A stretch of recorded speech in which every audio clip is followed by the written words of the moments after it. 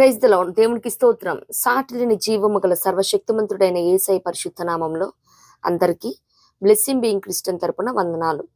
మరి మాకు పోయిన సంవత్సరం నవంబర్ 21 నుంచి డిసెంబర్ 30 వరకు 40 days ఫాస్టింగ్ ప్రేయర్స్ జరిగినాయి.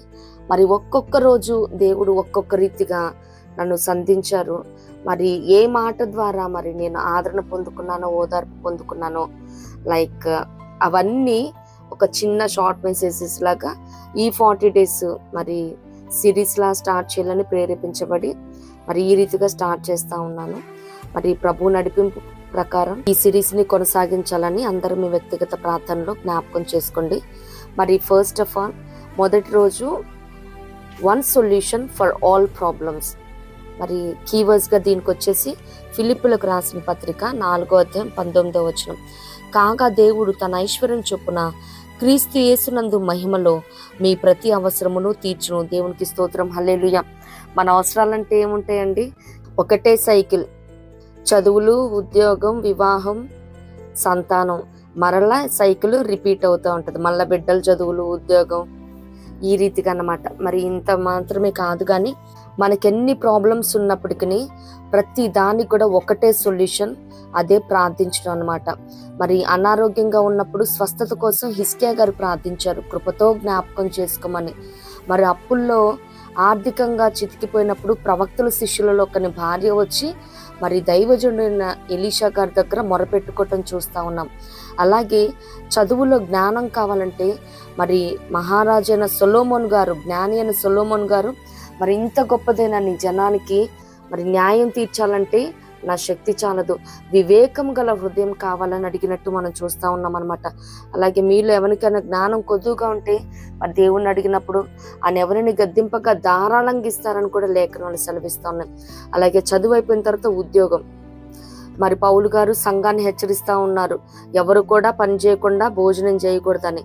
అంత మాత్రమే కాదు, కానీ రాజైన నెబుకద్నెజరు మనం దానియేలు గ్రంథంలో చూస్తే తనకున్న రాజ్యము అహంకారం వల్ల, గర్వం వల్ల మరి తొలగిపోయినప్పుడు మరి తను ఆకాశం తట్టు కండ్లు ఎత్తి మరి పరలోక దేవుణ్ణి స్తోత్రం చేసి కనపరిచి అక్కడ స్తుతించడం చూస్తూ ఉంటాము.